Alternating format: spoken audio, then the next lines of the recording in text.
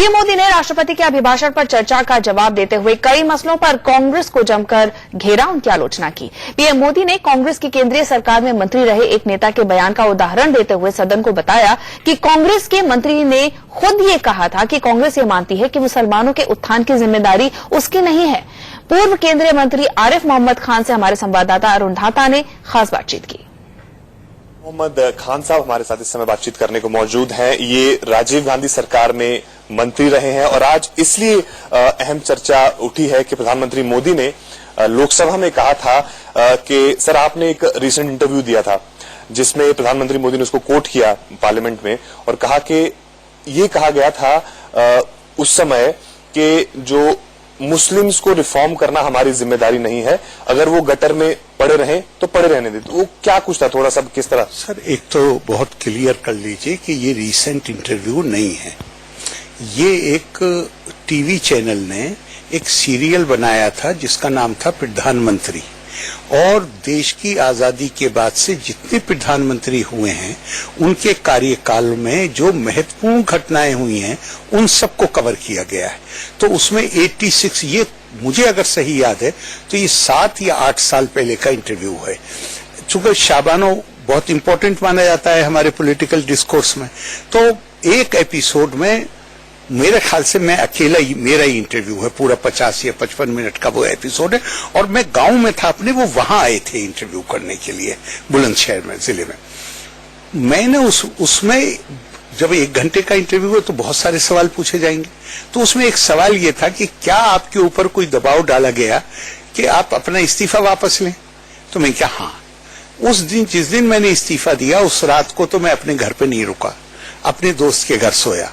लेकिन सुबह को जब मैं पार्लियामेंट पहुंचा तो श्री अरुण सिंह जो प्रधानमंत्री के सलाहकार थे वो सबसे पहले मुझे मिले और वो मुझे लेके और प्रधानमंत्री का जो वेटिंग रूम होता है उनके ऑफिस के साथ लगा हुआ, वहां जाके बैठ गए और उन्होंने बहुत अच्छी प्यार से बात की मुझसे, मुझे मेरे स्टैंड की तारीफ की, लेकिन मुझसे कहा कि क्या मैं पुनर्विचार कर सकता हूं अपने इस्तीफे पर।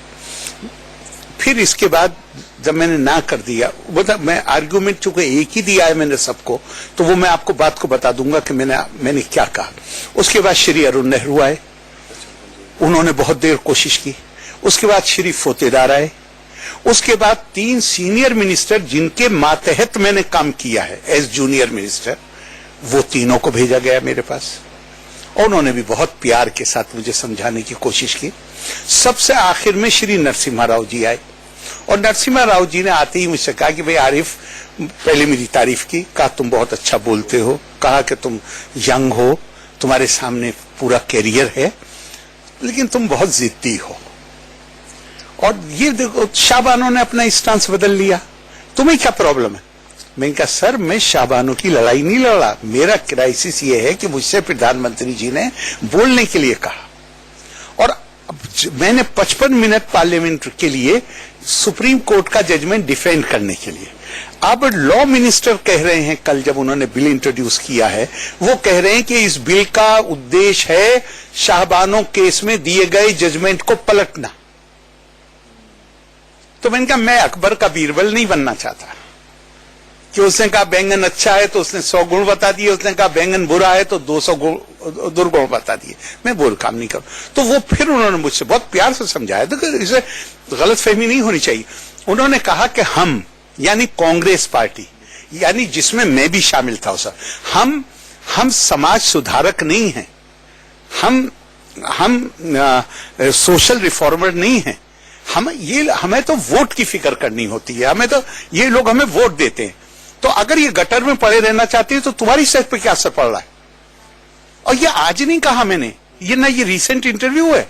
ये कम, अगर मुझे सही याद आ रहा है तो ये मेरे ख्याल से 2012 का या 11 का इंटरव्यू है।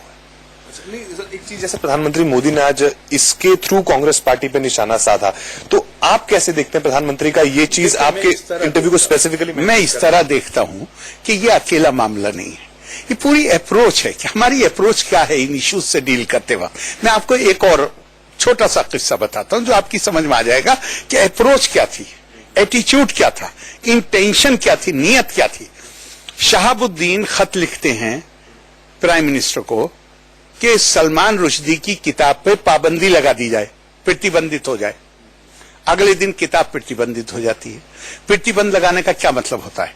प्रतिबंध लगाने का मतलब ये होता है कि वो किताब लोगों को खरीदने के लिए उपलब्ध नहीं होनी चाहिए। यही होता ना प्रतिबंध का मतलब। 1.5-2 महीने के बाद मैं गया खान मार्केट किताब की दुकान में, तो किताब की दुकान वालों ने, एक ने नहीं, 2 ने, 3 ने मुझे बताया, कहा कि जब तक बैन लगा था, प्रतिबंध नहीं लगा था, तब तक हमारी 5-5, 6-6 कॉपी भी नहीं बिक पाई थी।